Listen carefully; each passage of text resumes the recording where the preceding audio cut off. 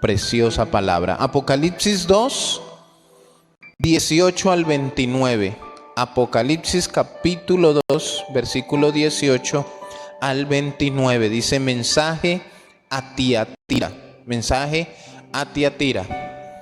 Escribe al ángel de la iglesia en Tiatira, el Hijo de Dios, el que tiene ojos como llama de fuego y pies semejantes al bronce bruñido, dice esto: yo conozco tus obras y amor y fe y servicio y tu paciencia, y que tus obras postreras son más que las primeras. Pero tengo unas pocas cosas contra ti, que toleras que esa mujer Jezabel, que se dice profetiza, enseñe y seduzca a mis siervos a fornicar y a comer cosas sacrificadas a los ídolos. Y le he dado tiempo para que se arrepienta, pero no quiere arrepentirse de su fornicación. He aquí yo la arrojo en cama y en gran tribulación a los que con ella adulteran, si no se arrepienten de las obras de ella. Y a sus hijos heriré de muerte, y todas las iglesias sabrán que yo soy el que escudriña la mente y el corazón, y os daré a cada uno según vuestras obras. Pero a vosotros y a los demás que están en Tiatira, a cuantos no tienen esa doctrina y no han conocido lo que ellos llaman las profundidades de Satanás, yo os digo que no os impondré otra carga. Pero lo que tenéis, retenedlo hasta que yo venga.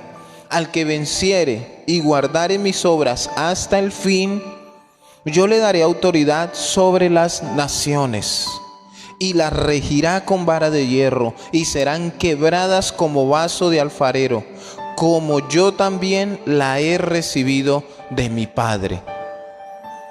Y daré la estrella de la mañana. El que tiene oído, oiga lo que el Espíritu dice a las iglesias. Es un tema delicado. El título es Tiatira, actividad sacrificial. Ese es el significado de Tiatira: actividad sacrificial o doble sacrificio. ¿Qué pasaba?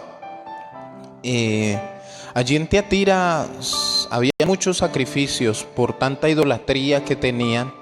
En base a eso es que es actividad sacrificial.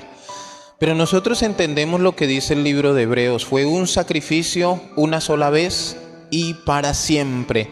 No tenemos que hacer más sacrificios, absolutamente nada, porque ya hubo uno perfecto. Y para todo aquel que quiera acercarse al trono de la gracia, para todo aquel que quiera ser salvo, ese sacrificio es por los siglos de los siglos. Entonces, Tiatira, actividad sacrificial. El error en el que cayó esta iglesia, ¿sí? Estar sacrificando a toda hora una cosa, se dejaban llevar de alguna manera por la idolatría, por sacrificios. Y ya vamos a mirar en el estudio de este mensaje el por qué lo hacían, qué fue lo que pasó. En el año 500 al 1500, por ignorar que el sacrificio en la cruz de Cristo era suficiente para todo, cayeron en este error. O sea, lo ignoraron porque permitieron más cosas, más situaciones. Esta ciudad fue fundada por uno de los generales de Alejandro Magno, ¿sí? Este general se llamaba Seleuco I. Ese era el nombre, interesante, Seleuco I. Y este general, uno de los eran 4 generales importantes de Alejandro Magno, y este hombre, Seleuco I, fue el que fundó Tiatira. Tiatira cayó en poder de Roma en el año 190 a.C. De allí, de Tiatira, era Lidia la vendedora de púrpura, que sale en el libro de los Hechos, en el capítulo 16, en el versículo 14. Sí, entonces esta mujer hacía parte de allí, de esta ciudad de Tiatira. Todos los gremios en esta ciudad tenían sus dioses tutelares, como hoy en día, ¿sí? Hoy en día los conductores tienen sus dioses, su virgen. Los pilotos también tienen sus creencias. Los que están en los bancos tienen el no sé qué. Los que tienen sus negocios tienen sus dioses. ¿Sí? ¿Se han visto el gatico ese que se la pasa haciendo así con la mano? Hay gente que tiene sábilas detrás de la puerta. O sea, cada uno, sí, según su empresa, su oficio, tenían. Es como el que cree en el Dios de la guerra, el que cree en el Dios de X cosas, según su profesión. Esto no es de ahora. Esto miren desde dónde viene. Entonces, cada uno tenía sus dioses allí según su oficio. Los habitantes de Tiatira tenían fama de tramposos, deshonestos, engañadores y corruptos. Todos allí, usted les mandaba arreglar su carro, usted les llevaba la licuadora porque se le... No, y es la misma desconfianza que hoy da, ¿no? ¿Quién lleva su celular a arreglar a donde alguien, un negocio que no conoce? Lo primero que se viene a nuestra mente es, no, porque allá me le cambian los repuestos, no, porque me le quitan los originales, y entonces uno quisiera estar ahí todo el día mirando mientras lo arreglan. ¿Por qué? Porque las personas se ganan su fama. No todos, ¿no?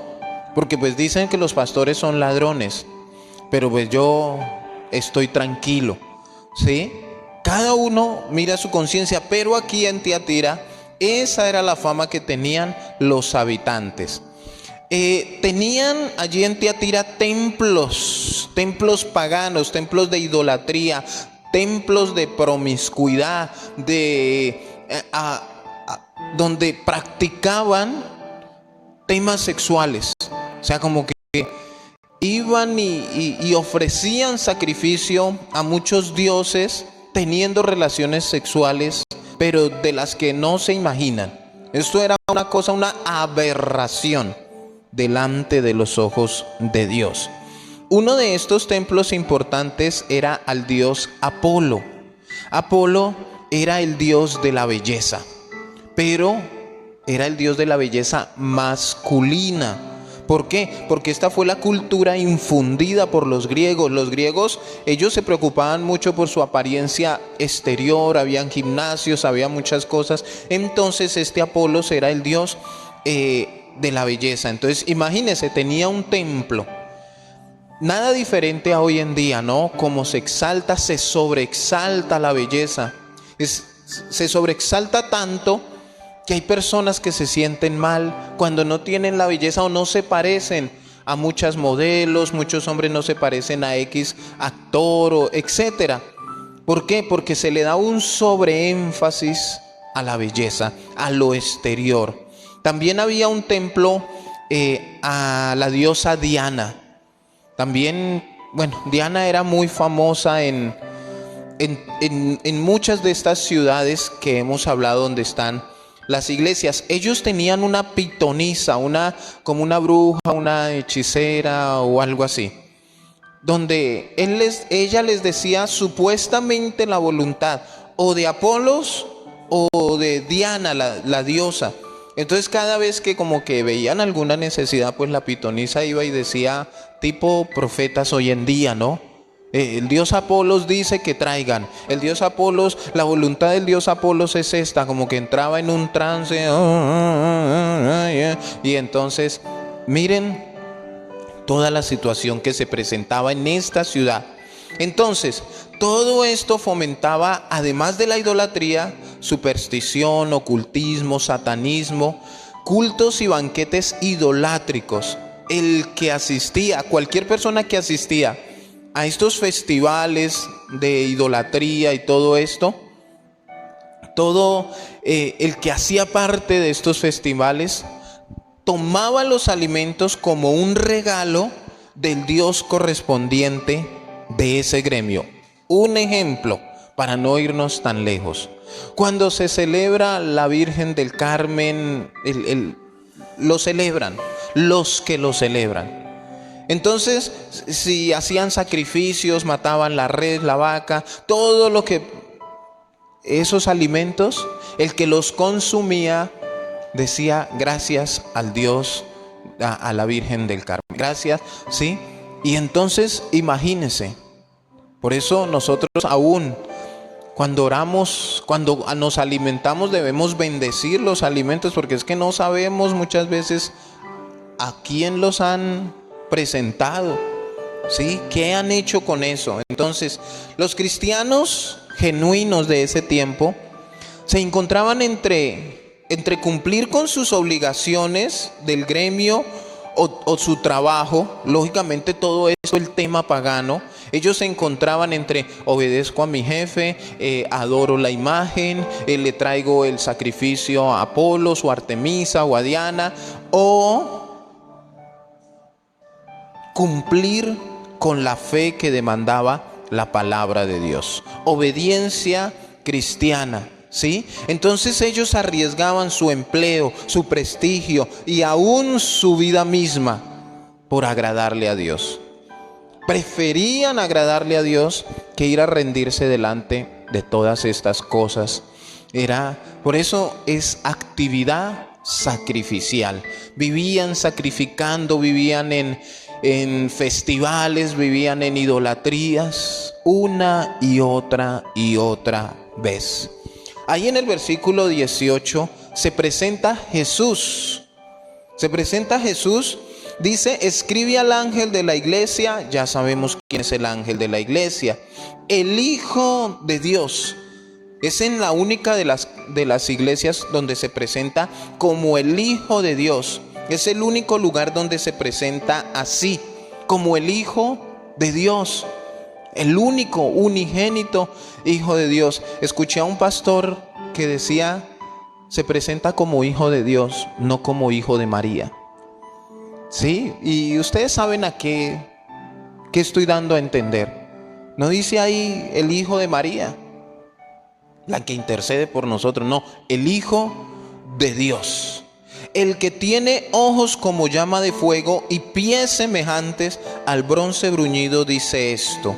Ojos como llama de fuego. Habla de una luz divina, habla de su omnisciencia.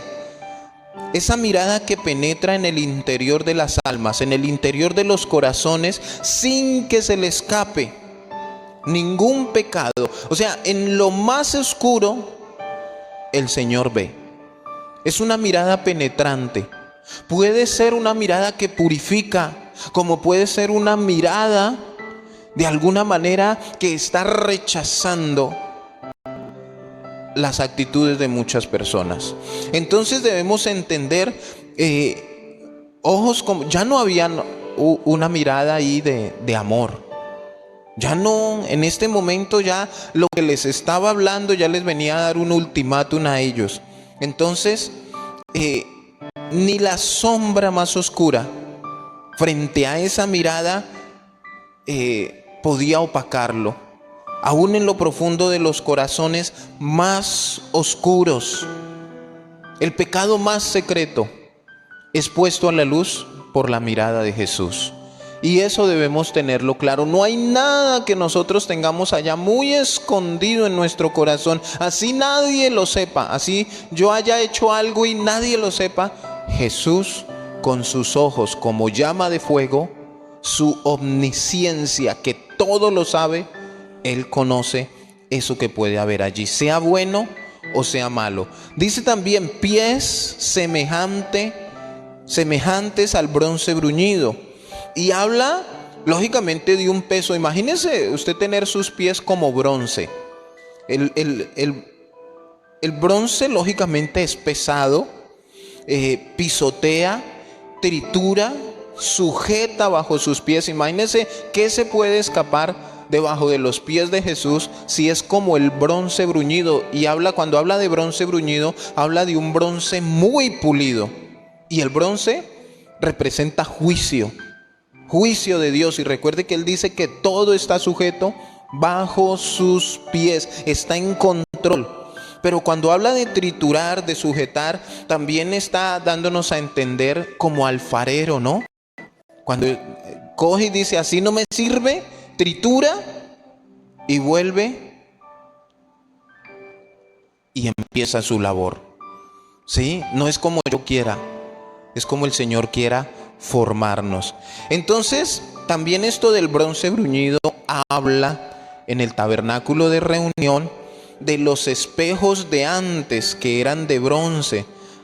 La fuente de bronce fue hecha con los espejos de las mujeres que se paraban en la puerta del tabernáculo de reunión. En ese tiempo los espejos no eran como los nuestros ahora. Era una lámina de bronce muy pulida, no se veían como los de ahora. Entonces, ¿qué pasaba también con ese bronce? En la fuente de bronce, usted se iba a lavar las manos, pero ahí también se veía su reflejo, su condición. Aquí nos está demostrando con los ojos y con los pies que el Señor todo lo conoce y todo lo tiene sujeto en su sola potestad que el Padre le dio a Él. Esto está describiendo aquí. Entonces dice, y pies semejantes al bronce bruñido, dice esto. Y empieza a darle una alabanza, un reconocimiento, una exaltación a la iglesia en Tiatira, porque le dice, yo conozco tus obras, lo bueno y lo malo que hacen. Lo que tú y yo hacemos, el Señor lo conoce. Así lo hagamos en lo oculto, así no se lo contemos a nadie. El Señor en esta noche nos dice, yo conozco tus obras, lo que haces, lo que dices, lo que piensas. Yo lo conozco. Pero miren lo que le dice, no solamente sus obras, que esta palabra obras viene del griego taerga. Pareciera que fuera un término costeño. Y su significado es que sus obras eran excelentes. O sea, aquí va a felicitar esta iglesia. ¿Por qué? Porque sus obras, dice, yo conozco tus obras. Viene a aplaudirle, ¿por qué? Porque tus obras, iglesia de Tiatira, son excelentes. Pero también le dice, y conozco tu amor, tu fe,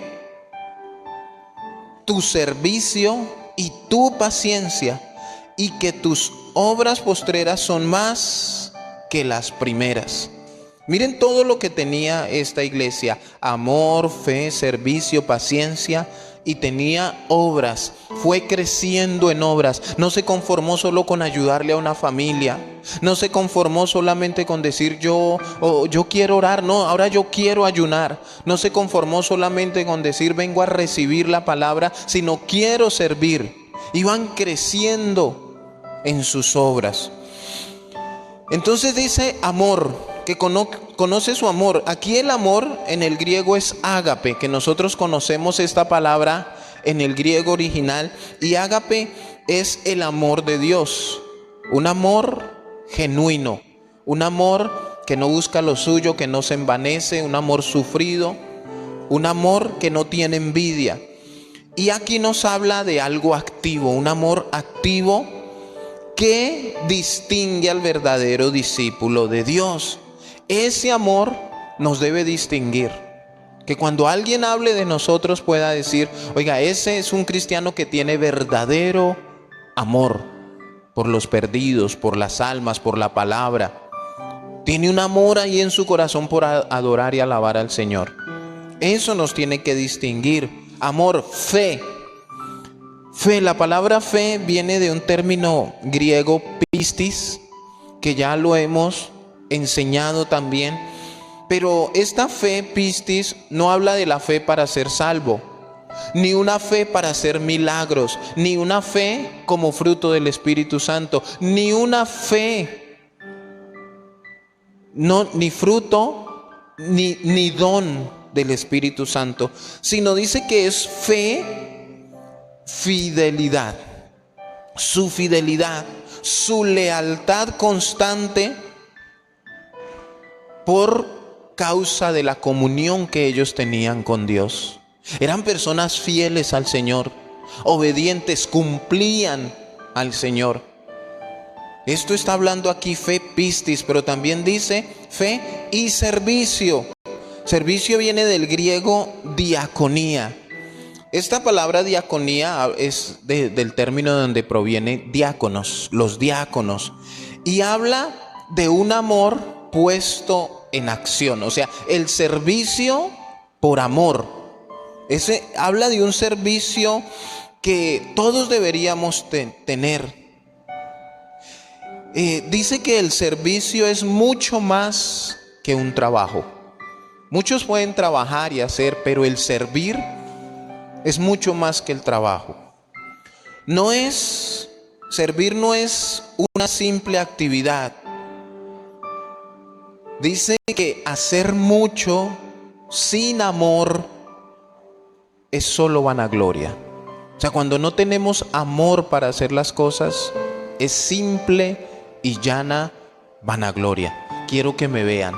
Quiero que todos se enteren que yo sí sé hacer esto. Quiero que vean que yo sí le sirvo al Señor. Pero no hay amor. No hay amor, simplemente está buscando una tarima para ser protagonista. Pero no hay amor en su corazón. Hacer lo que nos gusta y no lo que necesita el prójimo es vanidad.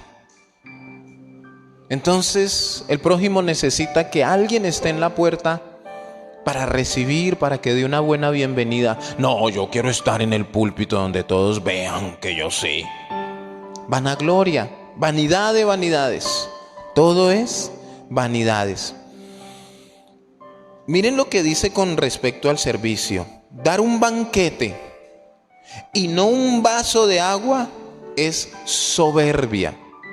¿Por qué? Porque el banquete, nosotros no le damos a un indigente un banquete. Eso no lo hacemos. Pero ay, a las personas de la alta sociedad, con ellos nos quisiéramos sentar para que vean y atenderlos de una manera. Y esto traía a mi mente algo que yo me confronté. ¿Cuál es el ejemplo de esto? Dar un banquete y no un vaso de agua. ¿Qué es más sencillo? Es más sencillo un vaso de agua. Ahora, ¿qué pasa aquí con el servicio? Muchas veces nosotros negamos una moneda a alguien en la calle. Muchas veces nosotros negamos un pan a alguien en la calle. ¿Sí? Vamos a comprar algo en la calle y vemos que la persona se está esforzando al sol, al agua, no sé. No es solo, si nos ofrece 30,000 le ofrecemos 10,000. Y pedimos rebaja y todo y no sé qué. No, y tan malos. Pero ¿sabe cuándo sí queremos demostrar que tenemos y que somos y que mírame, Señor, que yo sí tengo para dar? Va uno a un restaurante lujoso, a un buen restaurante, allá sí deja uno propina, allá sí no le duele a uno dar 10,000 pesos a los que tienen, dándole una propina, donde le pasan la bandejita con la factura que un almuerzo vale 70,000. Entonces si son 4, son 7 por 4, 28, 280 y deja 20 de propina. Hombre, mire toda la plata que le está dejando. Pero al pobrecito que está afuera en el restaurante esperando al menos un pan. Entonces, ¿cómo se llama eso? Soberbia. No seamos soberbios, que queremos que nos vean, que sepan. No, pero ahí en el restaurante, donde nos valieron 300,000 pesos los platos de comida, ahí no pedimos rebaja. Ahí sí no pedimos, no. Aquí entra, ojalá nos vean que estamos aquí, que tenemos plata. Entonces muchas personas actúan con soberbia. Muchos dan su diezmo o su ofrenda para que los demás vean que sí dan.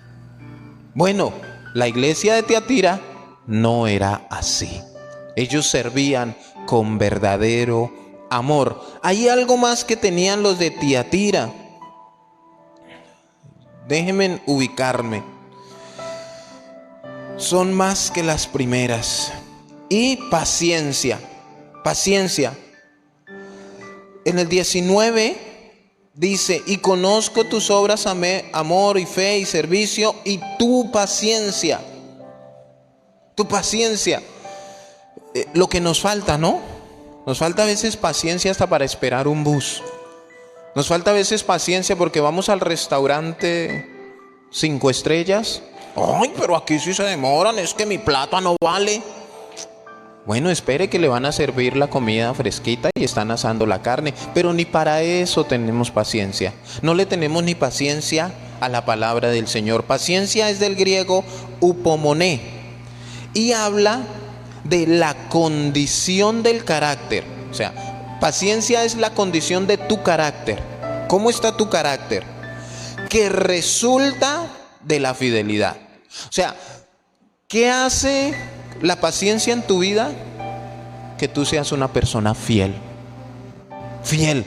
La paciencia nos lleva a tener confianza que esos hijos que no están en el Evangelio van a cambiar. La paciencia nos lleva a ser tan fieles, a permanecer en Cristo, esperando eso que queremos que nos dé. Esa promesa que no vemos cumplida y no vemos cumplida, y así veamos lo contrario, somos pacientes para con Dios, esperando ver esa promesa cumplida frente a nosotros. Esa es paciencia. ¿Qué más es paciencia? La paciencia es una expresión de lealtad. Pero mucha paciencia. ¿Quiénes son fieles y leales? Vean, yo les voy a contar algo que me pasa. Muchas veces los hombres y las mujeres siempre tienen, o sea, el hombre va a peluquearse a algún lado y siempre va al mismo lugar, a que la misma persona lo peluquee, ¿cierto? Ya, uno le es fiel a esa persona, uno, no, yo espero y se sienta a esperar. Las mujeres también tienen su estilista, quien les arregle las uñas, quien les cepille el cabello, etcétera, etcétera. Y si no está o está ocupado, yo espero. Bueno, a mí el Señor me ha llevado de paciencia en paciencia, porque mi peluquero no ha perdurado. Y todo el tiempo que llevo aquí en esta ciudad he tenido que cambiar, pero he luchado por ser fiel al mismo lugar donde siempre he ido. Pero lo cambian, se va, llega uno, llega el otro y no sé ni qué hacer. Y muchas veces nos pasa eso. A veces no somos pacientes, a veces nos dan una medio atención mala, así chiquitica. Aquí no vuelvo. Y así pasa. Dios no me dio lo que quiero, aquí no vuelvo. Dios no me hizo el milagro, eso aquí no sé qué. Y a veces no perdonamos alguna equivocación. A veces no toleramos nada, pero sí queremos que los demás nos toleren y nos soporten y nos aguanten.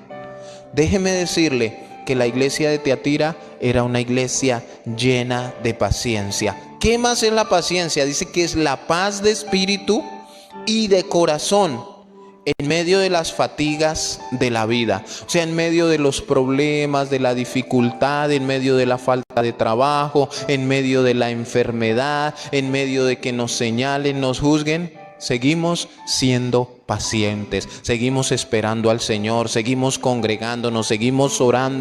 Nada nos mueve. Recuerde que el símbolo de la paciencia es un hombre cargando así una piedra grandísima, grandísima, grandísima. En dos sentidos: paciencia al retener esa piedra ahí encima y paciencia al ser esa estatua. O sea, ¿quién puede soportar estar como una estatua ahí 2 horas? Eso es paciencia. Entonces, miren todo lo bueno que tenía esta iglesia: amor, fe, buenas obras, servicio, paciencia. Pero también le dice, y que tus obras postreras son más que las primeras. Iban mejorando. Versículo 20. Aquí viene el dolor de cabeza, porque no todos somos perfectos. Pero tengo unas pocas cosas contra ti. Pocas cosas contra ti. Viene el reproche. Esto de las pocas cosas ya lo habíamos hablado. Aunque son pocas, no era que fueran insignificantes. Eran muy importantes esas pocas cosas. Eran más las buenas que las malas. Pero las malas que tenía, aunque eran pocas, estaban llevando a que esta iglesia se condenara, a que el Señor quitara su candelero de su lugar. Unas pocas cosas contra ti que toleras. Este era el problema de esta iglesia: tolerar, permitir que hicieran, que mintieran, que hicieran todo lo que quisieran, y el pastor no ponía disciplina, el pastor no corregía. No, comamos y bebamos que mañana moriremos, y hagamos fiesta.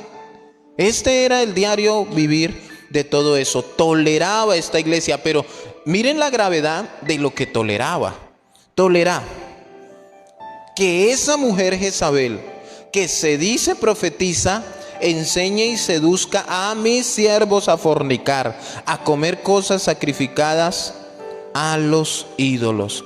Que esa mujer Jezabel, aquí esa mujer Jezabel no es directamente que hubiera una mujer que se llamaba Jezabel allí, no.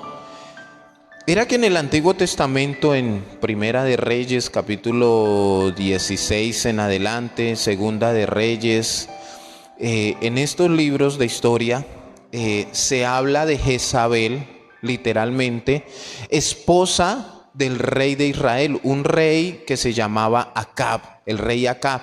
Pues Jezabel era su esposa, la primera dama de Israel. ¿Qué hacía esta mujer? O sea, ¿cuáles eran sus cosas como para que el Señor estuviera reprendiendo esta iglesia?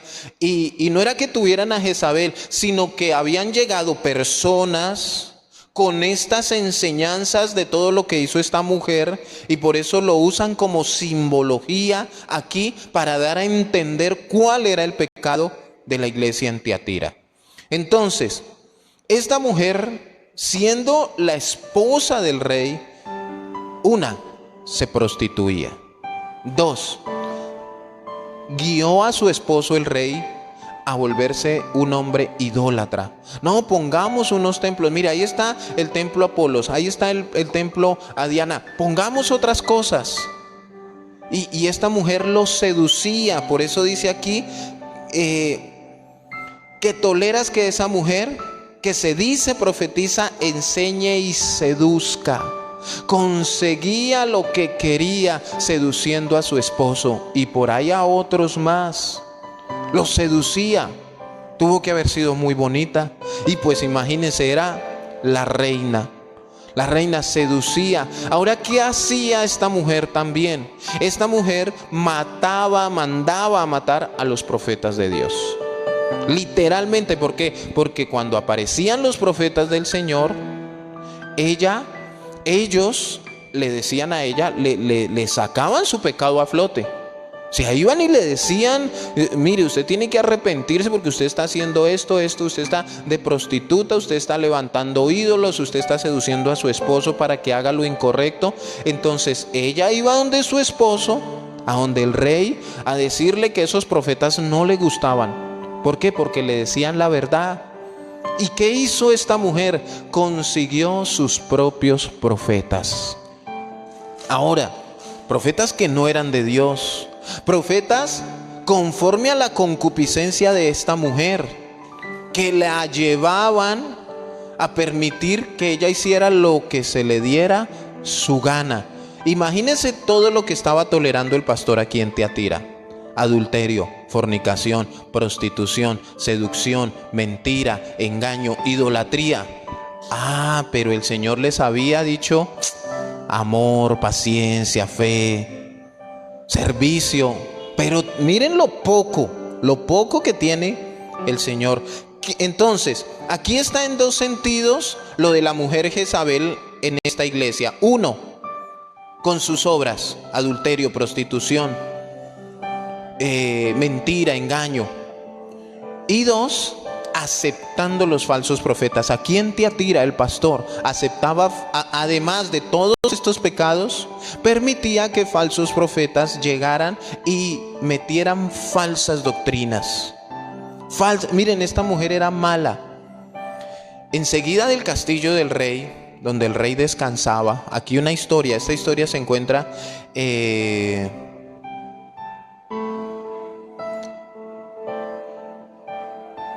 Más o menos Primera de Reyes capítulo 16.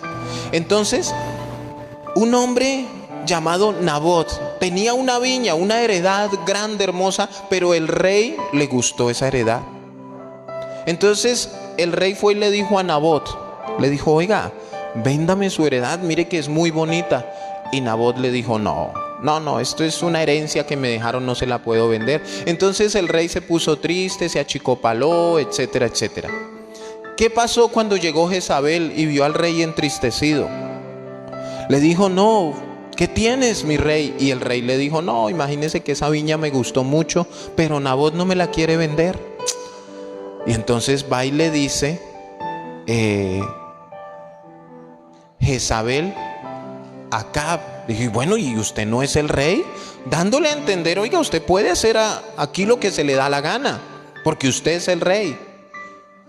Le dijo Jezabel: déjelo en mis manos, yo te consigo esa viña, yo te consigo esa heredad. Esta mujer consiguió 2 tipos para que dieran falso testimonio en contra de Nabot, para que dijera que Nabot estaba blasfemando en contra de Dios. Para eso le pagó Jezabel a estos 2 hombres. Vaya, digan mentiras, diga que ustedes escucharon a Nabot. Entonces ellos, al decir eso, a Nabot lo mataron por haber blasfemado, entre comillas, ¿no? ¿Y qué hizo ella? Fue y le dijo: mi rey, ahí está tu viña. A este punto llegaba esta mujer por conseguir lo que quisiera. Entonces era mala, por eso la ponen aquí como ejemplo, ¿sí? Entonces, si la esposa, si Jezabel le decía: oiga, necesitamos hacer esto, él ahí mismo, ella lo seducía. Jezabel, su significado es deshonesta. El significado de Jezabel también es traicionera. Entonces, ¿cuál era el reproche contra esta iglesia? Que miren todo lo que toleraba. Y de pronto varios hermanos de la congregación iban a decirle: pastor, pero es que eso que está diciendo ese profeta es mentira. Mire que el que toca el piano está en adulterio. Mire que yo vi allí a fulano prostituyéndose. Y el pastor toleraba: no, tranquilo, Dios es un Dios de oportunidades. Y permitía todo esto, ¿sí? Lo toleraba, nunca puso disciplina, nunca se puso al frente. Una mujer deshonesta y traicionera. Ahora, les voy a leer cómo murió Jezabel. Me impresionó la muerte de esta maravillosa mujer. Segunda de Reyes 9:30. Segunda de Reyes 9:30. Usted lo va a leer detenidamente en su casa y yo lo voy a leer aquí rápidamente. Dice: vino después Jehú a Jezreel, y cuando Jezabel lo oyó, se pintó los ojos con antimonio y atavió su cabeza y se asomó a su ventana. Y cuando entraba Jehú por la puerta, ella dijo: ¿sucedió bien a Zimri, que mató a su señor? Alzando él entonces su rostro hacia la ventana, dijo: ¿quién está contigo? ¿Quién? Y se inclinaron hacia él 2 o 3 eunucos. Y él les dijo: echadla abajo. Y ellos la echaron, y parte de su sangre salpicó en la pared y en los caballos. Y él la atropelló. Entró luego, y después que comió y bebió, dijo: id ahora a ver aquella maldita y sepultadla, pues es hija de rey. Pero cuando fueron para sepultarla, no hallaron de ella más que la calavera y los pies y las palmas de las manos. Y volvieron y se lo dijeron. Y él dijo: esta es la palabra de Dios, la cual él habló por medio de su siervo Elías Tisbita, diciendo: en la heredad de Jezreel comerán los perros las carnes de Jezabel, y el cuerpo de Jezabel será como estiércol sobre la faz de la tierra en la heredad de Jezreel, de manera que nadie pueda decir: esta es Jezabel. ¿Qué pasó? Estaban en un piso alto y por allá la tiraron. Y el que por allá la empujó dice que fue y le pasó el carro por encima no sé cuántas veces. Y salpicó la pared. Imagínese eso. Y dice que él fue y comió y bebió y dijo, bueno, es hija del rey, vamos a enterrarla. Y cuando fueron a mirar, solo estaba la calavera, las plantas de las manos y la planta de los pies. ¿Por qué? Porque todo se lo habían comido los perros. ¿Usted no se ha dado cuenta que siempre las personas así malas tienen un final como estos? Imagínese lo malo de la actitud de esta mujer. Ella aplaudía a los falsos profetas. E inclusive usted sabe la historia de los profetas de Baal. Entonces estaba Elías y fue a desafiar a 400 profetas de Baal, un dios pagano. Entonces, bueno, hagamos un altar, a ver, y el Dios que responda primero, ese es el Dios verdadero. Y dice que los profetas de Baal, ahí como liderados por Jezabel, hicieron su altar y todo eso, y dice que se cortaban las manos, los brazos, gritando para que Baal respondiera. Y estaba ahí Elías y se burlaba de ellos y les decía, quizás Baal está durmiendo, que griten, griten. Él se les burlaba. Entonces, ¿qué pasó cuando Elías hizo él su altar? Dice que hasta agua le echó. Y cuando clamó a Jehová, dice que ese altar quedó pero consumido, chamuscado. Hizo descender fuego del cielo. Bueno, Jezabel ya había matado muchos profetas de Dios.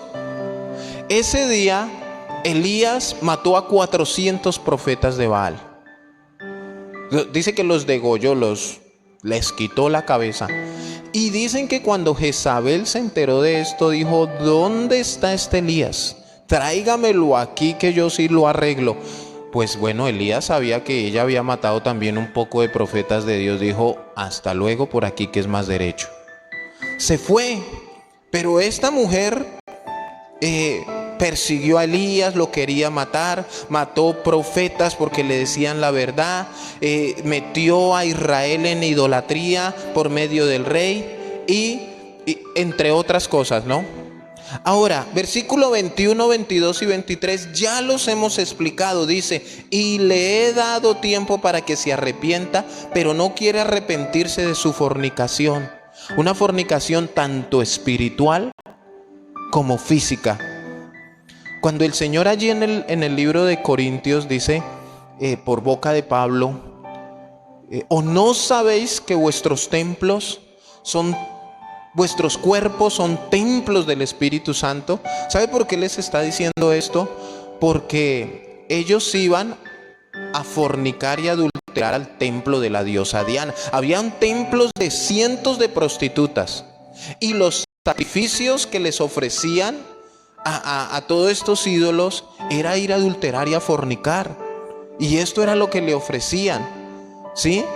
Entonces por eso es que Pablo les dice, ¿no sabéis que vuestros cuerpos son templos? O sea, les estaba dando a entender que no podían tener esas prácticas, porque si ese templo supuestamente ahí moraba el Espíritu Santo, les dice Pablo que no podíamos juntar nuestros cuerpos con una ramera. Y esto era lo que les ofrecían, fornicación, ¿sí? No querían arrepentirse de su fornicación, pero el Señor les estaba diciendo, y le he dado tiempo para que se arrepienta. Este es el amor de Dios. Nos ha dado tiempo.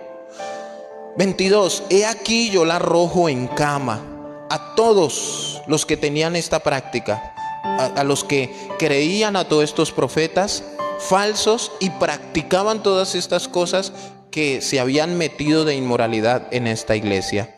Dice, la arrojo en cama y en gran tribulación a los que con ella adulteran, si no se arrepienten de las obras de ella. O sea, dejen esas prácticas a un lado, no continúen, no las toleren.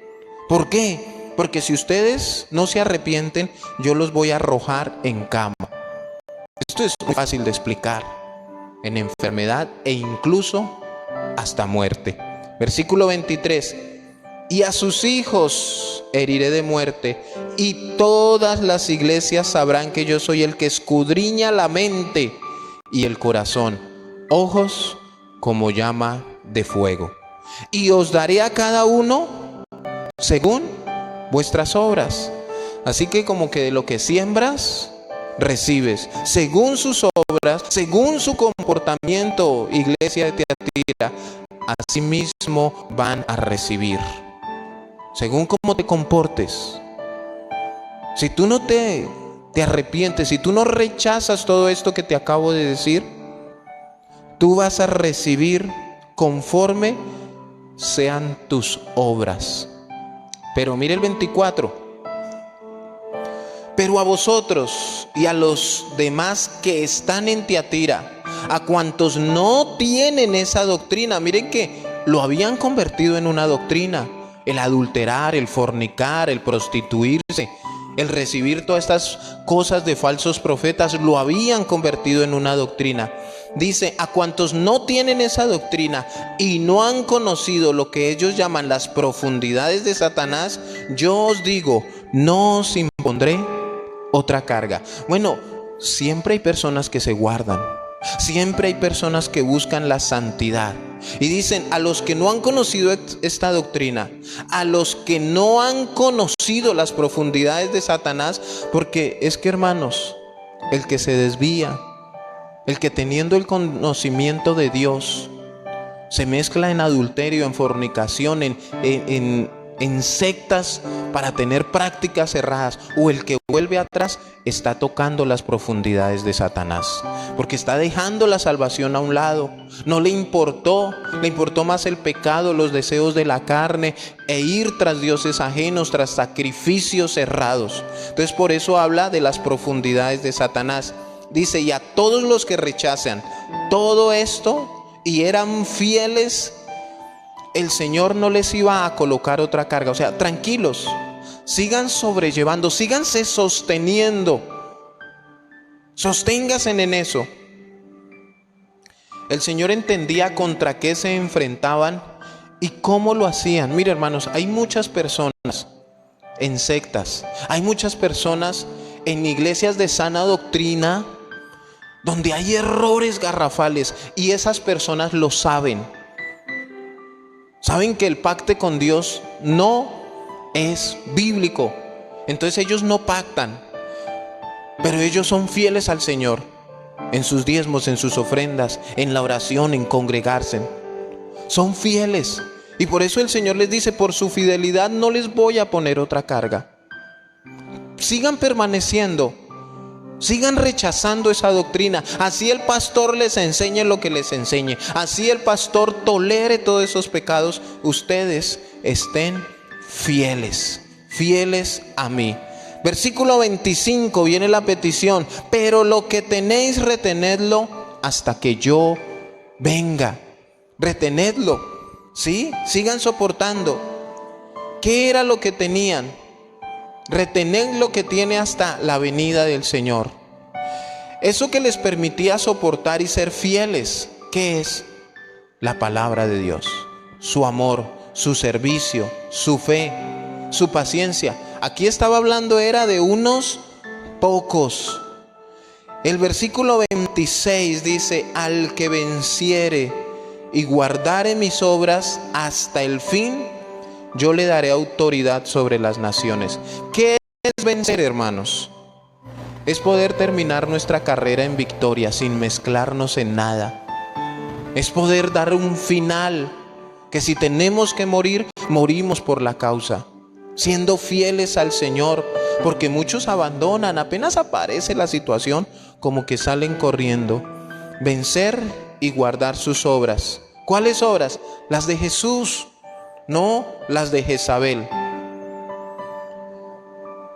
Entonces, esto de vencer y guardar habla de una exigencia en presente. Siempre que lo lea, usted va a ver al que venciere. Esto es en presente.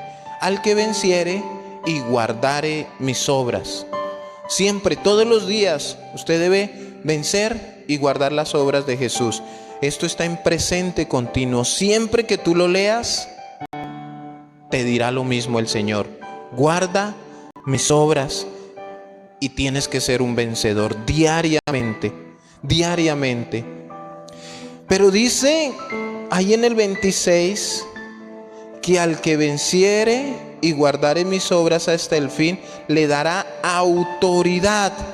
La palabra autoridad viene del griego exousia, con X, exousia, y habla de un privilegio, una fuerza, una maestría, influencia, habla de derecho y potestad. ¿Qué iba a dar? Autoridad sobre las naciones, iba a dar una maestría, o sea, la manera de gobernar las naciones, un privilegio, la fuerza para hacerlo, la influencia para dirigir y el derecho, la potestad. Porque miren lo que dice el 27, y las regirá con vara de hierro y serán quebradas como vaso de alfarero. ¿Serán qué? Quebradas, pies como el bronce bruñido. Cuando habla de ser quebrado, habla aquí esos pies que los pone y tritura. ¿Para qué? Para dar la forma que Él quiere, para que las cosas se hagan bajo su voluntad y no bajo la nuestra. Entonces, y las regirá con vara de hierro y serán quebradas como vaso de alfarero, como yo también la he recibido de mi Padre. Jesús había recibido vara de hierro. ¿Para qué? Para tener autoridad sobre las naciones. Y esa autoridad de Jesús, el Señor la quiere dar. ¿De qué tipo de autoridad está hablando aquí? Porque cuando se habla de vara de hierro, habla como de algo cruel, de algo duro. Pero no, habla es de la autoridad de la palabra de Dios. Cuando dice regirá, habla de poimainú. Poimainú es el griego aquí. Y habla de apacentar como pastor, la vara pastoral. Sí, pero habla de una vara de hierro, de algo que nos da a entender que la palabra de Dios no se negocia. Una vara de hierro usted no la dobla tan fácil, no la tuerce. O sea, va a ser algo con lo que se pastorea, ¿sí? Entonces, apacentar como pastor, eso era lo que el Señor quería. Así como también Cristo apacenta, dirige, discipula, alimenta como pastor, también podemos hablar un poco del Salmo 23 cuando dice Jehová es mi pastor. Ahí el que dice Jehová es mi pastor está diciendo Señor, pastoréame con vara de hierro, porque yo quiero caminar correctamente. ¿Qué pasa? El que obedece la palabra de Dios, el que obedece los mandatos de Dios, va a evitar que esa vara de hierro sea utilizada. Porque usted sabe que los pastores iban con su vara, con su cayado. Llevaban su cayado, pero también llevaban su vara, por si tenían que golpear alguna de las ovejas. Si la oveja era muy brincona, si se saltaba las cercas, ¿qué hacía el pastor? Le partía la pata, se la vendaba y esperaba que se sanara, y la oveja aprendía o aprende, porque eso se utiliza. La oveja no ha dejado de ser oveja. Entonces eso mismo nos está diciendo. ¿Queremos que nos pastoree?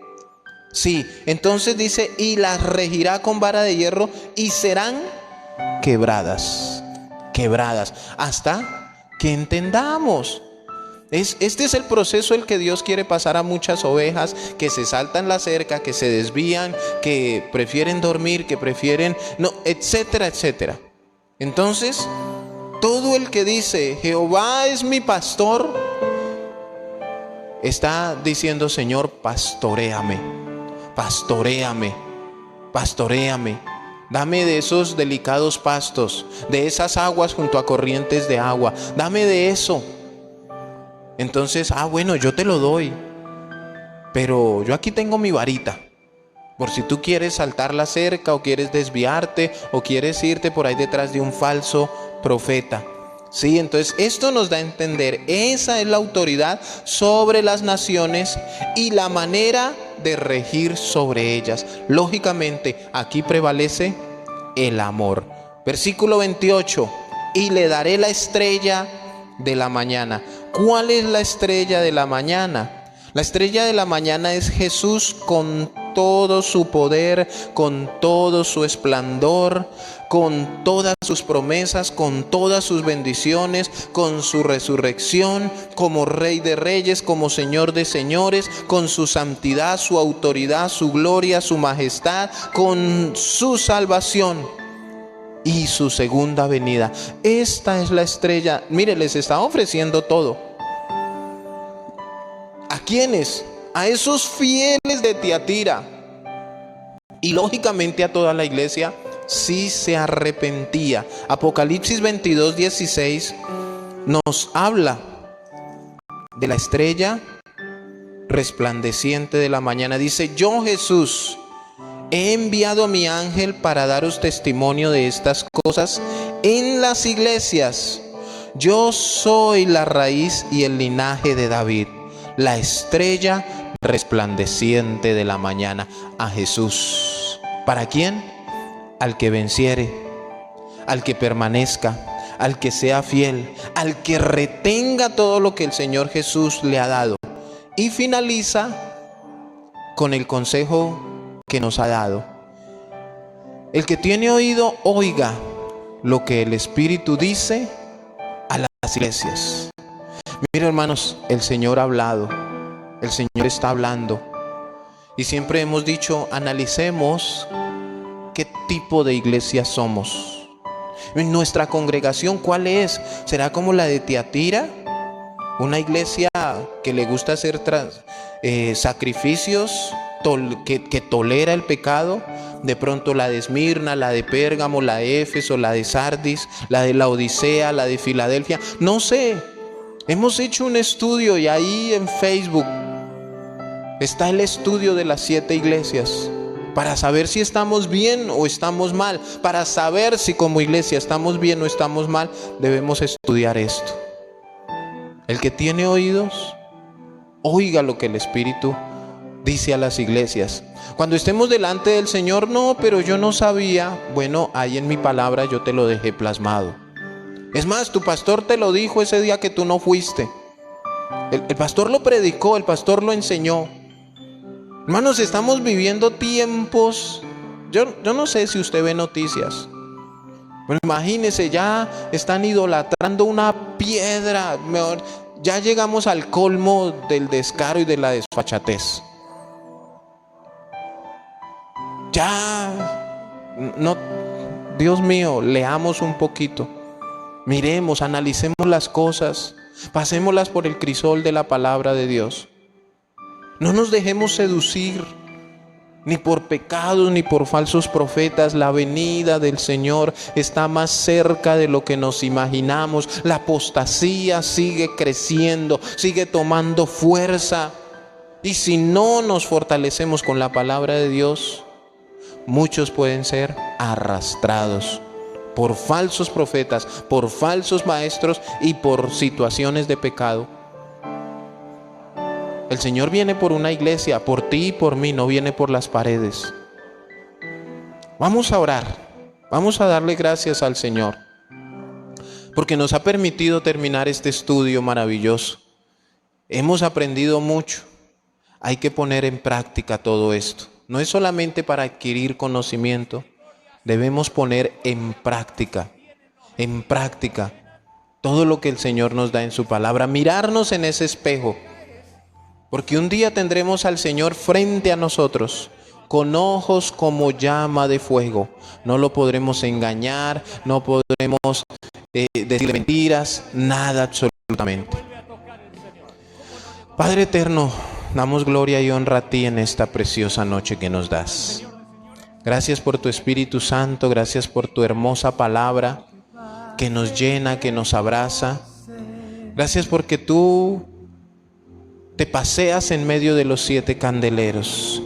Gracias porque tú, Señor bendito, tienes las 7 estrellas en tu diestra. Tú vigilas tu iglesia, tú cuidas de tu iglesia. Señor, y no queremos caer en este error.